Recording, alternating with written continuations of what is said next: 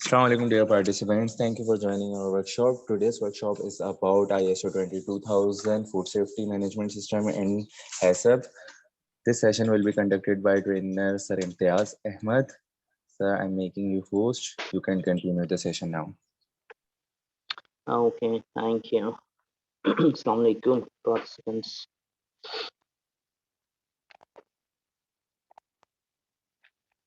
Are you able to see my screen now? Right, the participants are able to see my screen now? Yes, sir. Okay, welcome to Omni Academy. As mentioned, as introduced, my name is Syed Imtiaz Ahmed और मैं conduct कर रहा हूँ आज की ये workshop webinar जो है ISO 22000 food safety and hazard. हम शुरू करते हैं, लेके चलता हूँ अगली स्लाइड पे। ISO 22000 फूड सेफ्टी हैजर्ड का इंट्रोडक्शन। उससे पहले ISO का थोड़ा सा इंट्रोडक्शन दूं मैं। ISO जो है एक ऑर्गेनाइजेशन है, non profit and non semi governmental इसको बोल सकते हैं, लेकिन एक्ट ये प्राइवेटली करती है बेसिकली, तो इसका गवर्नमेंट से भी इतना कोई बहुत ज़्यादा ताल्लुक नहीं है। इंटरनेशनल ऑर्गेनाइजेशन फॉर स्टैंडर्डाइजेशन इसको कहा जाता है। ये तकरीबन 154 से लेके 170 डिफरेंट कंट्रीज की जो इंस्टीट्यूट्स हैं वो इसमें शामिल हैं as a member, committee member. ये जो है वो सेट ऑफ स्टैंडर्ड्स बनाती हैं जो कि ऑर्गेनाइजेशन को सपोर्ट करती हैं ताकि वो अपनी कस्टमर की सेटिस्फैक्शन, स्टेक होल्डर की नीड्स और स्टैच्यूटरी एंड रेगुलेटरी रिक्वायरमेंट्स को कवर कर सकें based on the help from the standards जो उनको मिलते हैं। और इस तरीके से ये एक ऐसी ऑर्गेनाइजेशन है जो ISO की कोर्स या उनकी सर्टिफिकेशन नहीं करवाती या इश्यूज सर्टिफिकेट्स भी इश्यूज नहीं करती, लेकिन ये किसी को अप्रूव भी नहीं करती, एक्रेडिट भी नहीं करती किसी सर्टिफिकेशन बॉडी को, लेकिन ये सिर्फ स्टैंडर्ड्स बनाती हैं। ठीक है, तो इनका, इस ऑर्गेनाइजेशन का काम है सिर्फ ऐसे स्टैंडर्ड्स बनाना कि जिनको फॉलो करके कंपनीज अपनी इम्प्रूवमेंट लेके आ सकती हैं अपनी वर्क में, अपने रूल्स एंड रेगुलेशंस के तहत।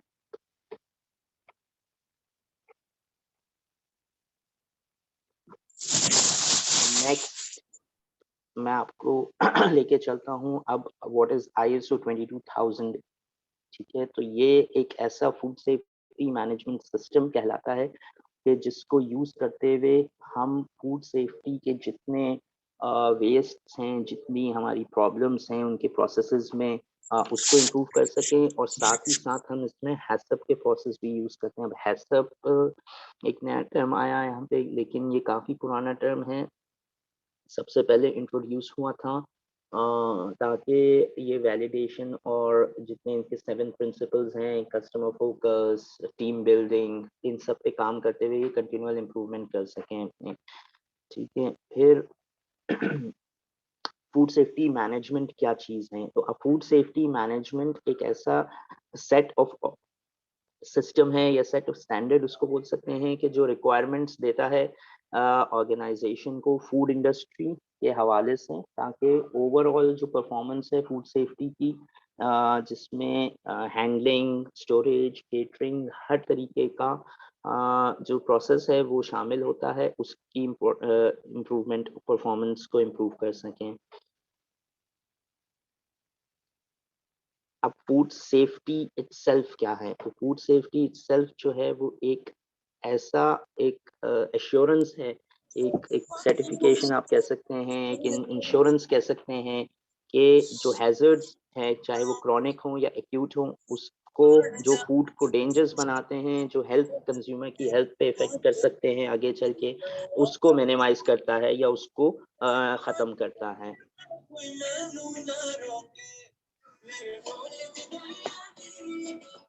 नेक्स्ट हमारा जो है एश्योरेंस, जैसे मैंने बताया कि वो एक इस तरीके की एश्योरेंस है फूड सेफ्टी कि वो किसी भी कंज्यूमर को हार्म ना पहुंचाए, किसी भी तरीके का फूड वो इस्तेमाल करें, चाहे वो प्रिपेयर करें, चाहे वो उसको खाएं, या जो भी उसका इंटेंडेड यूज है, यानी कि जिस तरीके से भी वो यूज हो सकता है, वो किसी भी तरीके से हार्म ना करे। मेजर एलिमेंट्स इसमें जो हैं वो 4 हैं जिसकी बेसिस पे ISO 20000 काम करता है। सबसे पहला interactive communication, system management, prerequisite programs और HACCP के 7 प्रिंसिपल्स जो हैं, hazard analysis critical control points के 7 प्रिंसिपल्स हैं। इसके बाद है फूड सेफ्टी एंड HACCP के अंदर हमारा टॉपिक है कि ISO 22000 जो है वो मोस्ट यूजेबल इंटरनेशनल स्टैंडर्ड है, मोस्ट वॉलंटरी स्टैंडर्ड है फूड सेफ्टी के हवाले से, जिसने अब तक 39,651 जो फूड इंडस्ट्रीज हैं या जो इस तरीके के फूड छोटे सेक्टर्स हैं फूड के, उनको सर्टिफाइड करवाया है। Next editions of food safety, तो एडिशंस ऑफ फूड सेफ्टी अब तक 2 हैं, यानी कि ISO 22000 के 2 एडिशंस निकले हैं। सबसे पहला एडिशन ये निकला था 2005 में, जिसमें ज्यादातर जो फोकस था वो प्रोसीजर और जो दूसरा निकला है वो 2018 में निकला है, जिसमें इंडस्ट्रियल स्पेसिफिक रिस्क मैनेजमेंट को बहुत ज्यादा इम्पोर्टेंस दी है। अब वो रिस्क मैनेजमेंट हमारे फार्म से लेके हमारी डिस्ट्रीब्यूशन तक, उसमें जितने भी स्टेप्स आते हैं, farming, processing, manufacturing, catering, storage और डिस्ट्रीब्यूशन, इन सब पे वो रिस्क मैनेजमेंट अप्लाई होता है। तो इस पे ज्यादा फोकस किया गया है 2018 के एडिशन में, जो अभी का करंट एडिशन है।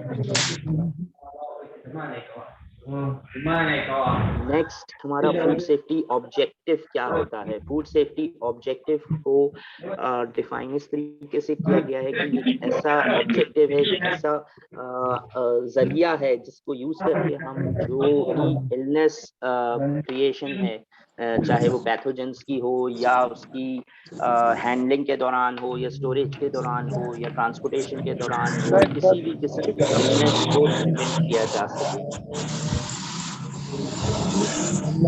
काइंडली माइक अगर बंद कर दिया जाए प्लीज।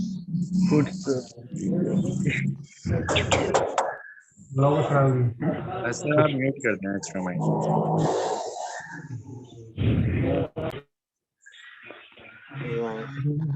नेक्स्ट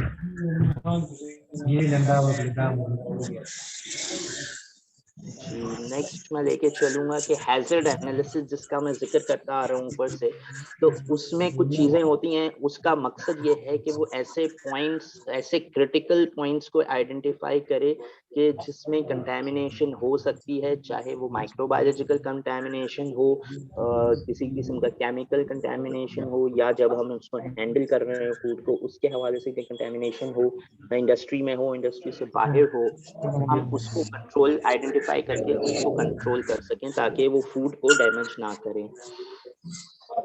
नेक्स्ट जो डिफरेंस है, यानी कि ISO 22000 हैसअप में एक डिफरेंस है, तो वो डिफरेंस जो है वो ये है कि ISO 22000 जो है वो रिस्क बेस्ड एनालिसिस पे काम करता है, न्यू इंडस्ट्रीज में रिस्क को आइडेंटिफाई करता है एंड उसकी बेसिस पे उसको रेक्टिफाई करता है या मिनिमाइज करता है, जबकि हैसअप जो है वो सिर्फ कंट्रोल मेजर्स पे ज्यादा फोकस करता है कि हमने उस चीज को कंट्रोल कैसे करना है। कोई भी चीज है, कोई भी डैमेज है या कुछ भी है, तो हमने उसको कंट्रोल कैसे करना है। नेक्स्ट हमारे पास जो टॉपिक है इसका बेनिफिट्स क्या है। बेनिफिट सबसे पहले cost cutting by less wastage, यानी कि हम अपने स्टैंडर्ड्स इस तरीके से अप्लाई करते हैं कि जो वेस्टेज है हमारे पास फूड इंडस्ट्री में वो कम से कम हो, कस्टमर सेटिस्फैक्शन ज्यादा से ज्यादा हो, प्रॉफिट कंपनी को ज्यादा से ज्यादा हो जिसका फायदा एम्प्लॉइज को भी होगा। फिर इस बात की जिम्मेदारी या इस बात की गारंटी कि जो फूड प्रोवाइड हो रहा है वो सेफ है, उसमें कोई हैजर्ड नहीं है। और reduction in rates of food borne disease, यानी कि जो बीमारियां हैं उसमें भी कमी हो, उसमें भी रिडक्शन हो। ये था मेरी तरफ से पूरा। अब इसके हवाले से कोई भी सवाल हो किसी पार्टिसिपेंट का तो प्लीज मुझे बताएं।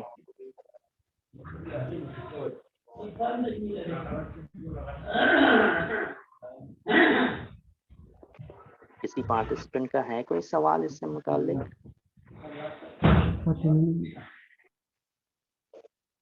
जी सर, हो गया सेशन? जी सेशन हो गया। अगर किसी पार्टिसिपेंट का कोई सवाल है तो please एनीबॉडी मुझे एनी बताएं। Have any Curie? अगर किसी का कोई सवाल है तो वो अभी पूछ सकते हैं। सर आई थिंक चैट पे कोई क्वेश्चन है। मैं चेक कर लेता हूँ सर अभी तक। What is food and beverage? What is hygiene? Okay, food and beverage जो है वो आता है कि जब आप किसी चेन में किसी रेस्टोरेंट में डील कर रहे हो, किसी होटल सेक्टर में, होटल इंडस्ट्री में डील कर रहे हो, तब वहाँ पे ओवरऑल जो पूरा एक डिपार्टमेंट होता है उस जो फूड एंड बेवरेजेस जिसमें आता है वो देखते हैं, जिसमें जूस, कोल्ड ड्रिंक्स, इस तरीके की चीज़ें, ये सारी चीज़ें फूड एंड बेवरेज के डिपार्टमेंट में आती है। तो ये एक डिपार्टमेंट का बेसिकली नाम है होटल सेक्टर में, होटल इंडस्ट्री में।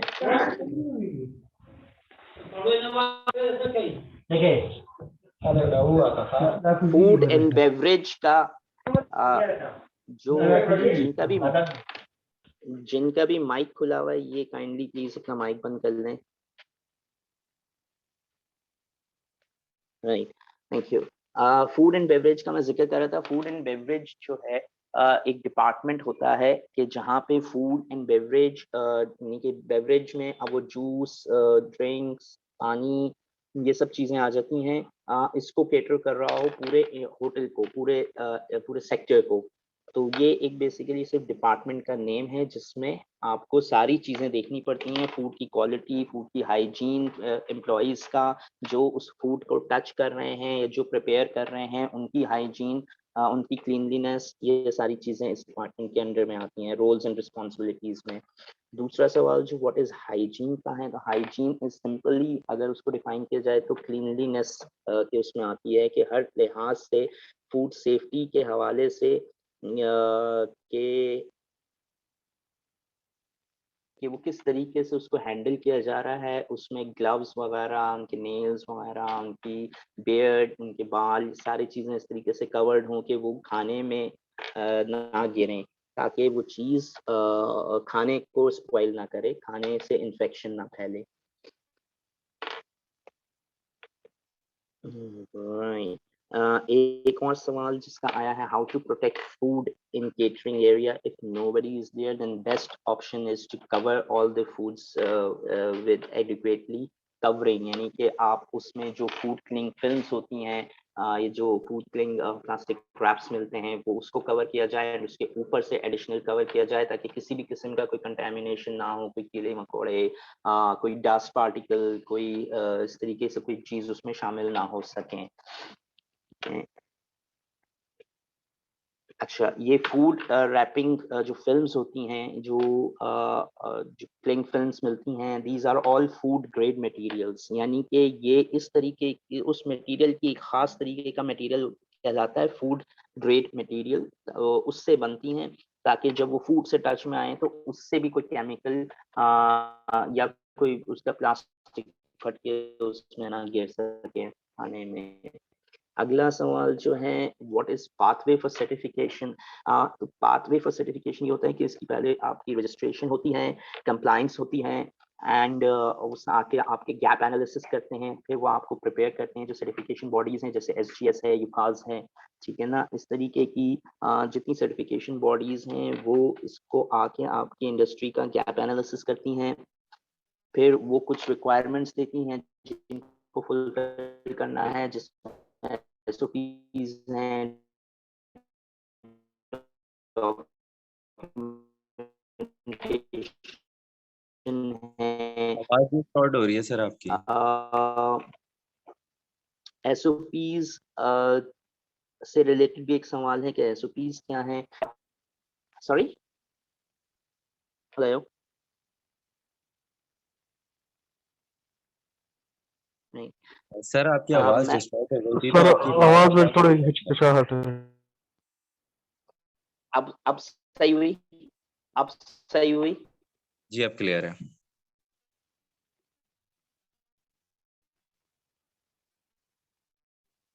अब सही आई आवाज? हाँ थोड़ा इशू आ रहा है आपकी आवाज में।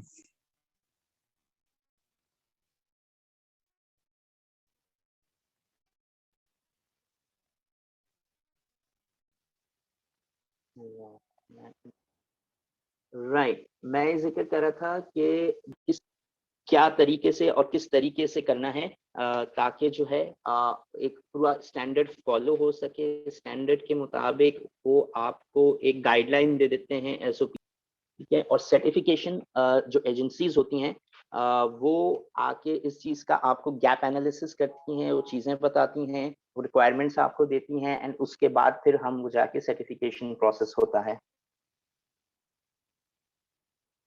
हाँ, और कोई सवाल किसी का?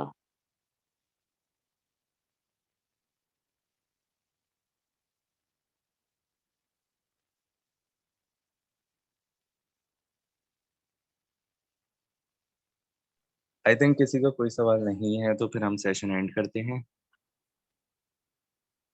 हाउ टू, एक और सवाल आया है, how to get the certification in safety, in food safety. इसका मैंने तरीका जैसे पहले भी बताया कि पाथवे और सर्टिफिकेशन और ये एक ही सवाल है।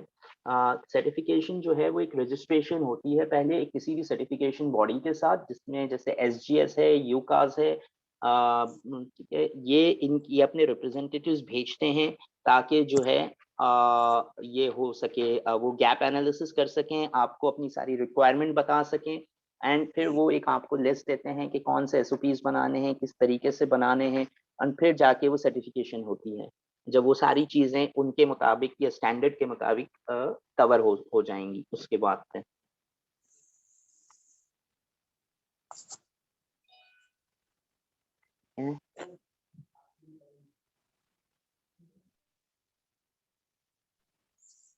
Thank you so much sir for the session.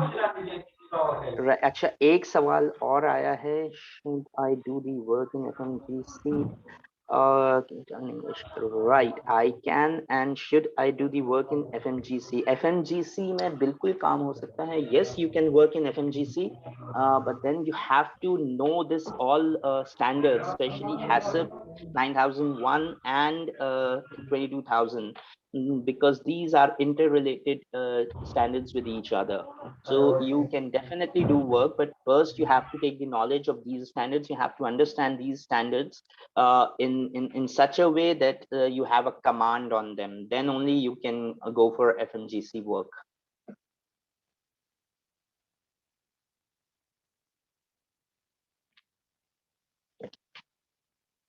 I believe ये last था, और कोई है query तो please continue.